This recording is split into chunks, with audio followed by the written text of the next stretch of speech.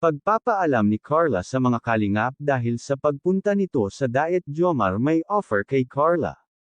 Bago ko ipagpatuloy ang maiksing reaction video na ito hiling ko lang na patapusin ang panunood nito para malaman ang nilalaman nito at kung bago ka pa lang sa munting channel na ito paki-subscribe para lagi kang updated sa video ng mga kalingap.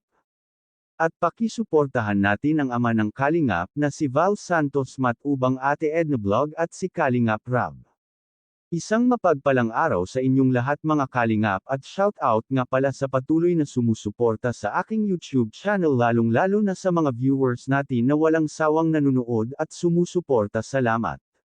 Pag-alis ni Carla papuntang Diet labis na nalungkot ang K-Boys. Papunta Diet na nga itong si Carla at medyo matatagalan na hindi natin ito makikita dahil mag-training ito sa Diet.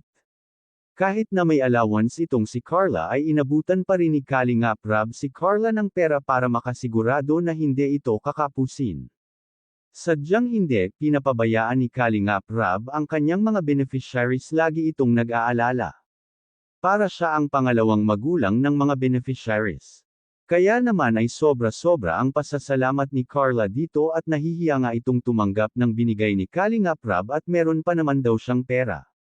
Dahil kung ating matatandaan nung debut ni Carla marami itong natanggap na money bookie nag-open pala ito ng bangko at doon niya nilagay ang mga natatanggap niya.